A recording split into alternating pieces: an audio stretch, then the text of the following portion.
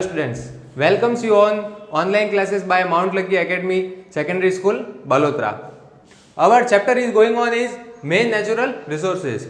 In this, today we will study about integrated watershed management. Here integrated and watershed, both terms are different.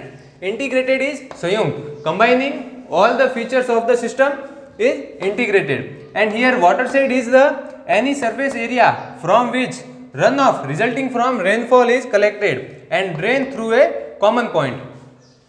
यहाँ क्या बता रहा है watershed के कोई भी सरफेस एरिया, किसी सरफेस एरिया है हमारे पास, जैसे ये सरफेस एरिया है, from which run of resulting from rainfall. अपने पास दो टर्म्स आती है, एक तो आती है रन ऑफ, दूसरी आती है इंटरसेप्टिंग और इनफिल्ट्रेशन. इंटरसेप्टिंग और इनफिल्ट्रेशन. देखिए जैसे ये सरफेस है हमारा, बारिश हो रही है, तो सबसे पहले तो क्या होगा, initially the water is collected at the ground water table. ये नीचे की जो ग्राउंड वाटर टेबल है उसमें पानी मिल जा रहा है. और सेकेंडली क्या होगा, जब इसके यहाँ पे जो मिट्टी है, इसके जो कैपिलरीज होती है, जो पोर्स होते हैं, वो कंप्लीटली फिल हो जाने के बाद पानी क्या होगा, यहाँ से इकट्ठा होके बहेगा, आगे बहेगा, जो कि नदी, तालाब, लेक और समुद्र में जाके मिलता है. देखिए इनिशियली क्या होता है, क्लाउड फॉर्मेशन हो गया, रेनफॉल हो गई. रेनफॉल से सबसे पहले वाटर क्या होता है, जमीन सोख लेती है, तो वो पानी जो होता है वो कहाँ जाता है, सीधा ग्राउंड वाटर टेबल में. और सेकेंडली फिर जो यहाँ इकट्ठा हुआ पानी होता है वो रन ऑफ कहाँ हो जाता है, नदी या तालाब में मिल जाता है. तो यही जो रन ऑफ है, बारिश पर किसी सरफेस एरिया पे जो रन ऑफ है, यही ये कह रहा है, any surface area from which run of resulting from rainfall. Rainfall से जो रन ऑफ है पानी इज कलेक्टेड, इनको कलेक्ट करता है, कहीं पे इकट्ठा करता है, फिर drain through a common points. Simple language में हम डेफिनेशन को समझेंगे. जैसे बारिश हुई, रन ऑफ हुआ, यहाँ हमने इकट्ठा कर लिया पानी और फिर इसको एक कॉमन पॉइंट के थ्रू ड्रेन कर लेते हैं, आगे फॉरवर्ड कर लेते हैं. बारिश हुई, पानी इकट्ठा हुआ, इकट्ठा होकर रन ऑफ हुआ, आगे चला, आगे चल के अब अपन ने कलेक्ट कर लिया, कलेक्ट करके इसको एक कॉमन पॉइंट से ड्रेन कर लिया. और फिर ये तो होता है वाटरशेड. और फिर बात आती है watershed management. What the word here define watershed management is the geological unit. What is geological unit draining to a common points by a system of drains. Geological unit draining to a common point by a system of drain. Drain होते हैं नलियां, छोटी छोटी नलियां. Drain के system से एक geological unit है जिसमें जो कॉमन पॉइंट से इसको ड्रेन कराया जाता है. पानी जैसे इकट्ठा हो गया, अब जरूरी तो नहीं है कि ये एक डायरेक्शन से ही पानी आएगा, अब यहां से भी आ सकता है, यहां से भी आ सकता है, यहां से भी आ सकता है, कहीं से भी पानी आ सकता है. तो इसमें ही एक कलेक्ट कर लिया हमने, फिर इसको एक कॉमन पॉइंट से, जैसे एक नली ये आ रही है, एक नली ये आ रही है और एक नली ये आ रही है, ये तीनों मिलके यहाँ इकट्ठा हुई इसी एक कॉमन पॉइंट से, इन तीनों का एक कॉमन पॉइंट निकाल के इसको आगे ड्रेन कर लिया. तो इसी सिस्टम को हम कहते हैं वाटरशेड मैनेजमेंट. और जो वाटरशेड होता है वो होता है कोई सरफेस एरिया जहां हम इसे कलेक्ट करते हैं. वाटरशेड और वाटरशेड मैनेजमेंट. वाटरशेड अपने समझ लिया, फिर इसका मैनेजमेंट कैसे करते हैं, एक यूनिट एस्टेब्लिश करके. We are establishing a unit in which a common point drain from a several points. बहुत सारे पॉइंट से एक कॉमन पॉइंट से हम इसे ड्रेन कर लेते हैं. तो वो हो गया हमारा वाटरशेड मैनेजमेंट. अब इसी में देखो ये मैनेजमेंट वर्ड फिर से आ गया, क्यों कि ये जो वाटरशेड है इसका कंप्लीटली अपन यूज ले सके. We should use watershed as a completely system of a drain. So management should be there. फिर अपन नेक्स्ट चलते हैं रेन वाटर हार्वेस्टिंग पे.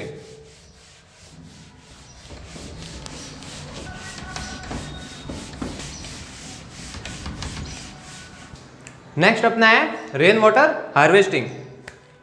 रेन वाटर, जो बारिश का पानी है उसको कैसे हार्वेस्ट किया जाए, इसी को हम समझेंगे रेन वाटर हार्वेस्टिंग. फिर इसमें मेथड होते हैं अलग अलग. रेन वाटर हार्वेस्टिंग के भी मेथड होते हैं. सबसे पहला अपना आता है khadin. First we have khadin system. किसका सिस्टम है ये? रेन वाटर हार्वेस्टिंग का। इसमें क्या होता है सिंपली, जैसे कोई सरफेस एरिया है हमारे पास, इसमें क्या होता है, both side there is a wall of soil, soil की वॉल होती है दोनों साइड, जो कि टेम्पररी होती है। और आगे जाके इसमें क्या होता है, स्टोन मशीनरी की परमानेंट वॉल होती है। What we have at the bank, we have wall of soil which is temporary in nature, and end में हमारे पास स्टोन मशीनरी की परमानेंट वॉल होती है। और जो ये ग्राउंड होता है वो स्लोपी होता है। ये तो आपको मैंने प्लान व्यू बताया, जो कि हम ऊपर से देखते हैं। This is plan view. And side view जब हम देखेंगे तो ये इस तरह की होती है, ये स्लोपी होती है, जिसमें बोथ साइड तो ये सॉइल की वॉल आ गई और यहाँ पे एक स्टोन मशीनरी की परमानेंट वॉल होती है। तो बारिश होगी तो पानी क्या होगा, स्लोपी है तो धीरे धीरे यहाँ इकट्ठा होगा। इकट्ठा होकर जब ये ओवरफ्लो होना स्टार्ट हो जाएगा, तब इसी के नेक्स्ट में एक और खड़ीन अपन कंस्ट्रक्ट करते हैं।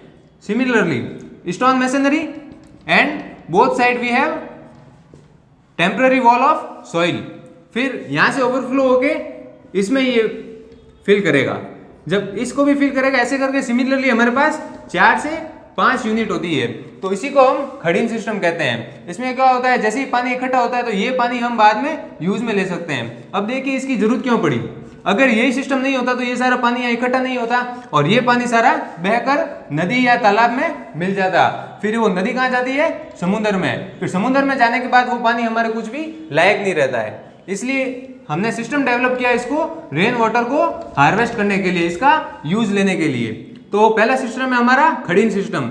इसमें क्या हो गया, दोनों साइड सॉइल की temporary wall, then we have masonry wall which is made up of stone, and ground is the slopy in nature. पानी इकट्ठा हुआ, नेक्स्ट खड़ीन में गया, फिर इससे नेक्स्ट खड़ीन में गया, तो इससे 3-4 यूनिट होती है। 3-4 या जितना भी हमारे पास लैंड एरिया अवेलेबल है उसके अकॉर्डिंग ये हम कंस्ट्रक्ट कर लेते हैं ताकि रेन वाटर को हार्वेस्ट किया जाए। ये तो हो गया हमारा पहला system, khadin system.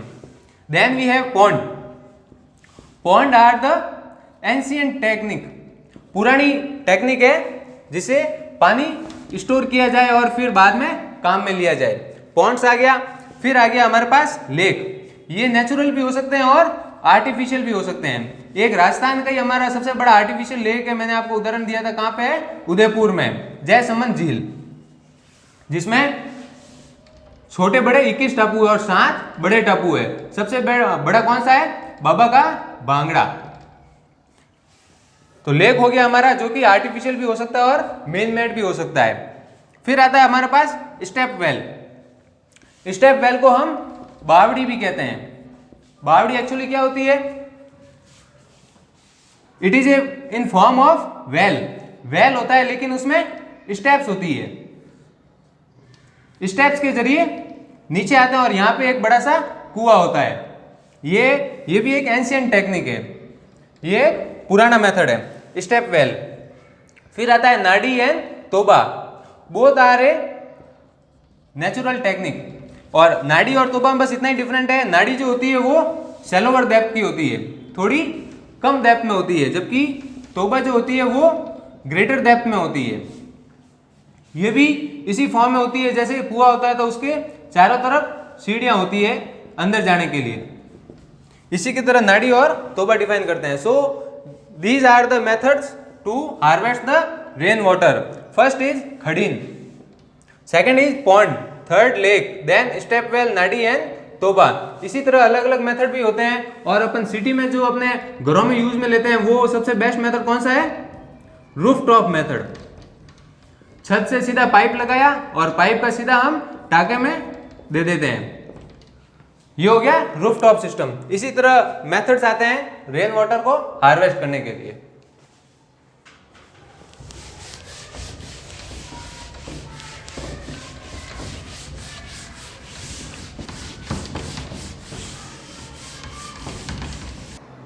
Then we have conservation of coal and petrol.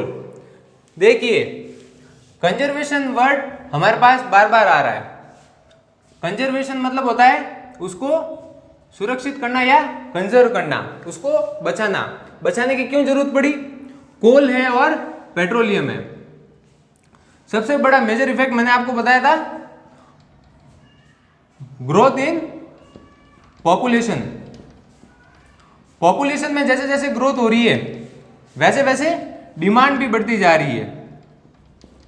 Demand किसमें, किसी एक पर्टिकुलर आइटम में नहीं डिमांड बढ़ रही है, डिमांड ऑल ओवर बढ़ रही है। जैसे इंडस्ट्रीज हो गई, पानी हो गया, उनके खाने पीने के आइटम हो गए, उनके रहने के लिए घर हो गए। अब घर बन रहा है तो टिम्बर भी चाहिए, स्टोन भी चाहिए, उसमें मटेरियल, बिल्डिंग मटेरियल भी चाहिए, सब और से जरूरत बढ़ रही है। सिर्फ कारण क्या है, ग्रोथ इन पॉपुलेशन। तो उसी की तरह जैसे इंडस्ट्री चल रही है, तो इंडस्ट्री चलाने के लिए जो हमें फ्यूल चाहिए, वो फ्यूल अपन क्या काम में ले रहे, कोल। और सेकेंडली इंडस्ट्रीज है, अब व्हीकल भी चलेंगे। अब व्हीकल को चलाने के लिए क्या चाहिए, पेट्रोलियम। पेट्रोलियम में भी अलग अलग फॉर्म्स होती है। सिंपल पेट्रोलियम होता है, वाइट पेट्रोलियम होता है, क्रूड ऑयल होता है, अनरिफाइंड ऑयल होता है, ऐसे करके बहुत सारे इसके फॉर्म्स हैं। ये कोल और पेट्रोलियम ये नॉन रिन्यूएबल रिसोर्सेज है। नॉन रिन्यूएबल रिसोर्सेज में हमने क्या पढ़ा था कि ऐसे आइटम्स जिसकी रेट है, रेट ऑफ रिप्लेनिश कम है रेट ऑफ यूज से। Rate of replenish is less than the rate of use. So we have to consider these both items, coal and petroleum. कोल को हम फ्यूल के रूप में काम लेते हैं और ये भी हमारा एज ए फ्यूल ही वर्क करता है। ये फ्यूल काम में लेते हैं इंडस्ट्रीज को वर्क करने के लिए, और ये होता है व्हीकल एंड ट्रांसपोर्टेशन के लिए। So conservation of coal and petroleum. Initially we have to define what is the coal. Definition of coal. Coal is a solid organic substance. सबसे पहला पॉइंट क्या है हमारा, सॉलिड ऑर्गेनिक सब्सटेंस है ये। कोल basically क्या है, ये carbon and its compound, carbon and its compound solid organic substance है ये, used in form of fuel. अभी मैंने आपको बताया इसको फ्यूल की तरह काम में लेते हैं, फ्यूल की तरह काम आता है। अब इसके अलग अलग फॉर्म्स है ये, जिसमें पहला आता है एंथ्रासाइट, फिर सेकंड बिटुमिनस, लिग्नाइट और पीट। जो एंथ्रासाइट होता है वो प्योरेस्ट फॉर्म ऑफ कोल होता है, जिसमें 94 से 98% तक हमारे पास कार्बन होता है। फिर हमारे पास आता है bituminous, second form of coal, जिसमें 78 से 86% तक कार्बन होता है। कार्बन की जितनी मात्रा अधिक होती है उतना ही वो प्योरेस्ट होता है और स्ट्रांग होता है। फिर थर्ड आता है हमारे पास लिग्नाइट, लिग्नाइट में 28 से 30% तक कार्बन होता है। Then we have peat, in peat we have 27% of carbon. So coal is a solid organic substance used in the form of fuel. Then we have petroleum. What is petroleum? Petroleum is a thick black colored liquid. ये एक thick black colored liquid है जो कि separate किया जाता है किसके द्वारा, फ्रैक्शनल डिस्टिलेशन। अब क्वेश्चन ये भी पूछ सकता है कि what is the method of to refine the petroleum और to separate the form of petroleum. तो क्या आएगा इसमें, fractional distillation. It is a thick black coloured liquid separated by fractional distillation method. अब ये सब आया कहां से, इनको हम फॉसिल फ्यूल भी कहते हैं। ये मिलते कहां पे हैं, ये मिलते हैं अंडर द अर्थ, जो भी हमारे अर्थ क्रस्ट है उसमें ये मिलते हैं। और वहां पे कहां से आए, वहां पे ऐसा है कि लगभग 30 करोड़ ईयर्स पहले, 30 करोड़ ईयर्स, 30 करोड़ ईयर्स साल पहले क्या हुआ था, जो भी अर्थ है वो कवर थी किसके द्वारा, फॉरेस्ट एंड वाटर बॉडीज। जंगल और वाटर बॉडीज में कवर थी पूरी अर्थ पे है जो भी फॉरेस्ट और वाटर बॉडीज ही थी। तो फिर क्या हुआ, फिर बहुत सारे कैलेमिटीज आती है। कैलेमिटीज से क्या हुआ, जो भी ये फॉरेस्ट वगैरह थे ये क्रस्ट में चले गए, ये जमीन के नीचे दब गए। दबने से क्या होगा, इसके लिविंग जो ऑर्गेनिज्म है वो उनको सेपरेट रखता है। सेपरेट रखने पर क्या होगा, इसमें नीचे दब गए और हाई हीट और प्रेशर के कारण ये फॉसिल फ्यूल में कन्वर्ट हो गए। फॉसिल फ्यूल कौन सा हो गया हमारे, कोल और पेट्रोलियम। कैसा हुआ, पहले अर्थ जो थी वो फॉरेस्ट और वाटर बॉडी से कवर थी, जिसमें नीचे दबने के कारण हाई हीट एंड प्रेशर से फॉसिल फ्यूल में कन्वर्ट हो गए। फॉसिल फ्यूल से फिर हम कोल और पेट्रोलियम एक्सट्रैक्ट करते हैं। कोल हमने समझ लिया और पेट्रोलियम हमने समझ लिया। अब नेचुरली जो पेट्रोलियम हमें मिलता है वो क्रूड ऑयल के रूप में मिलता है, जो कच्चा तेल हम कहते हैं। क्रूड ऑयल है, रॉक ऑयल है और अनरिफाइंड ऑयल है।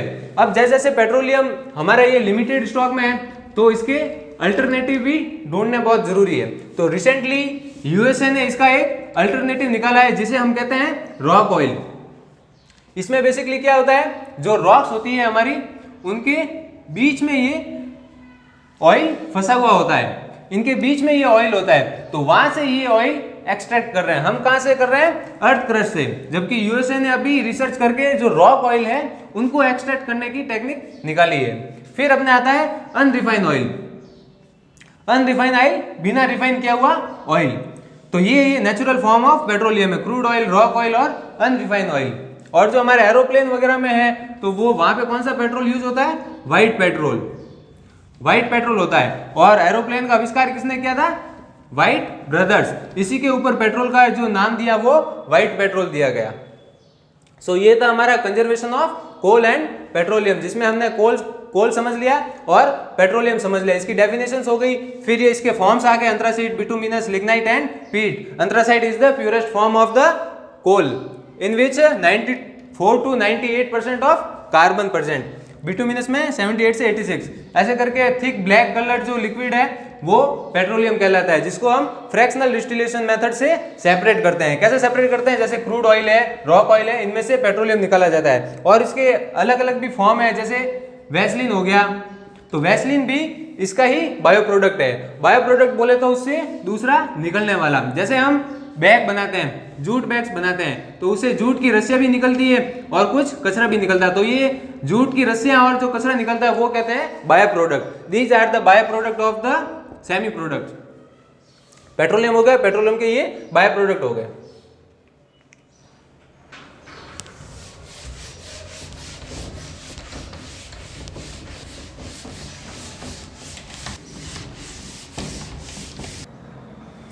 कोल एंड पेट्रोलियम के बाद हमारे पास आता है सस्टेनेबल डेवलपमेंट। सस्टेनेबल मीन्स होता है लॉन्ग लास्टिंग। इसको सिंपल भाषा में कहे तो टिकाऊ। सस्टेनेबल डेवलपमेंट वर्ड से हम देखेंगे, डेवलपमेंट मतलब होता है विकास।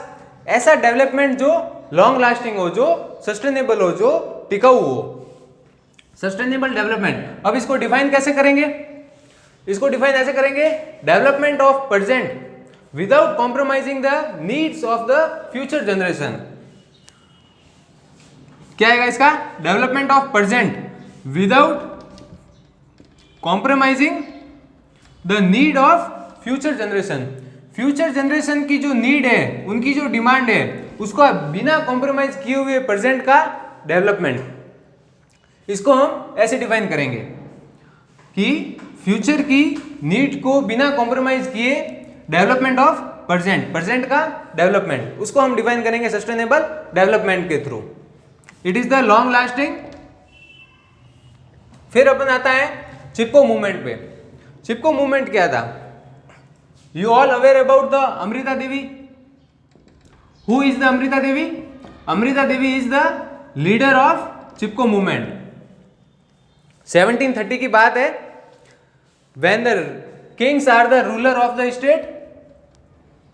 At that time kings had ordered some timbers from the forest where Amrita Devi with his neighbors and villagers are living. जंगलों से कॉन्ट्रैक्टर को ऑर्डर देके लकड़ियां वगैरह मंगवाई वहां से। तो कॉन्ट्रैक्टर और उनके साथ जो लकड़हारे थे वो पेड़ काटने लगे। तभी अमृता देवी वहां पहुंची और उनको, कॉन्ट्रैक्टर को और लकड़ी काटने वालों को मना किया कि पेड़ को मत काटो। कब की बात है ये? 1730 एडी। यहाँ पे एडी लगा है। You know about BC and AD? What is BC and AD? BC is the before Christ and AD is the after that. ये एक पीरियड है, जैसे यहाँ पे क्राइस्ट का जन्म हुआ, तो इससे पहले जो ईयर्स है, इससे पहले जो भी टाइम पीरियड है उसे हम कहते हैं बीसी, और इसके बाद के टाइम पीरियड को हम कहते हैं एडी। यहाँ पे इनकी डेथ हुई थी तो before Christ and after death, after death के बाद जो भी पीरियड होता है उसे हम एडी कहते हैं। तो ये 1730 एडी की बात है। तभी वहां पे अमृता देवी और ये आगे प्रोटेक्ट करने लगे ट्रीज को। फिर तभी कॉन्ट्रैक्टर वगैरह नहीं माने, तो जो इसका मूवमेंट का पर्पस था वो क्या था, protect forest from the contractor, forest को कॉन्ट्रैक्टर से प्रोटेक्ट करना, मेन पर्पस इसका ये था। कोई भी टॉपिक होता है, जैसे ये थ्योरेटिकल टॉपिक है, तो इसके हम शॉर्ट्स नोट्स बना के तैयार करेंगे इस टॉपिक को। तो सबसे पहले तो इसका purpose, what is the purpose of this movement, purpose is the protect forest from the contractor, contractor से फॉरेस्ट को प्रोटेक्ट करना। फिर ये स्टार्ट कब हुआ, 1730 एडी। कहां से हुआ, खेजरली से। खेजरली कहां पे है, जोधपुर में। It started from the Khejarli in the Jodhpur at 1730 AD. फिर 1973 में उत्तराखंड ने इस मूवमेंट को लॉन्च किया। चिपको मूवमेंट लॉन्च बाय उत्तराखंड इन 1973। और इसमें देखा गया कि अमृता देवी के साथ 363 पीपल से उन्होंने अपनी लाइफ सेक्रीफाइस कर ली। किस लिए, सिर्फ फॉरेस्ट को बचाने के लिए कॉन्ट्रैक्टर से। कितने लोग थे, 363 पीपल्स आर। फिर हमारा नेक्स्ट पॉइंट है सुंदरलाल बुगना। सुंदरलाल बुगना है, उन्होंने इस मूवमेंट को फॉरवर्ड किया, इस मूवमेंट को उन्होंने आगे बढ़ाया। तो who is the person who forwarded this movement, is the Sunderlal Bahuguna. Then Karnataka में हमारे एक मूवमेंट आता है, जैसे यहाँ चिपको मूवमेंट है, वहां पे जो मूवमेंट होता है उसे क्या कहते हैं, Appiko movement. This is Appiko movement which is called in the Karnataka as a Chipko movement. फिर ये इतना बड़ा मूवमेंट हुआ, तो 1983 में गवर्नमेंट ने जो खेजरी ट्री थी, खेजरी को स्टेट ट्री डिक्लेयर कर दिया। किसमें, 1983 में khejri declare as a state tree by government of India. जो खेजरी है उसे हम कल्पवृक्ष ऑफ राजस्थान भी कहते हैं, राजस्थान का कल्पवृक्ष, कल्पवृक्ष ऑफ राजस्थान इज खेजरली। और 1983 में स्टेट ने इसे स्टेट ट्री घोषित कर लिया। हर स्टेट के अलग अलग ट्रीज, फ्लावर एंड गेम्स, ये सब हर स्टेट के अलग अलग होते हैं। जैसे पूरे इंडिया का नेशनल होता है, वैसे ही स्टेट का होता है। तो ये बेसिक पॉइंट हम लर्न करेंगे। इसका पर्पस क्या था, स्टार्टेड कब हुआ, किसने फॉरवर्ड किया, कितने लोग थे, किसने हेड किया, कौन लीडर थी इसकी, तो ये सब हम इसमें शॉर्ट नोट बना के डिक्लेयर करेंगे। So we are ending our sessions. This is the all about main natural resources. यही हमारा मेन नेचुरल रिसोर्सेज है, जिसमें हमने कंजर्वेशन भी पढ़ लिए, जिसमें वाटर था, कोल था, पेट्रोलियम था। फिर रेन वाटर हार्वेस्टिंग के मेथड भी पढ़ लिए। फिर हमने देखा कि नेशनल पार्क है, बायोस्फीयर रिजर्व है, सेंचुरी है, वो सब देख लिया। एक लास्ट के आपको मैं 3 जोन बताता हूं जो कभी कभार आ जाते हैं। जैसे ये है, कोई भी रीजन होता है, वाइल्ड लाइफ जो रीजन होता है, फॉरेस्ट एरिया होता है, उसमें 3 जोन होते हैं। सबसे बाहर का जो जोन होता है वो होता है ट्रांजिशन जोन। फिर उसके अंदर का जो जोन होता है वो होता है बफर जोन। फिर सबसे निचला जो जोन होता है, सबसे सेंटर वाला जोन, उसे कहते हैं कोर जोन। कोर जोन होता है वो बहुत प्रोटेक्टेड एरिया होता है, जहाँ पे सिर्फ साइंटिफिक स्टडी के लिए ही परमिशन होती है। और जो बफर जोन होता है वहाँ पे सिर्फ हंटिंग और रिसर्च के लिए होती है। और जो ट्रांजिशन जोन होता है वहाँ पे जैसे जूस वगैरह हो गए, तो ये सब बफर जोन में होते हैं। ट्रांजिशन जोन में हंटिंग है, शहद है, तो ये सब मक्खी मधु पालन होता है यहाँ पे। ट्रांजिशन जोन, बफर जोन और कोर जोन, ये 3 तरह के जोन होते हैं जो कभी कभार पूछ लेते हैं। So this all about the main natural resources. So thank you class.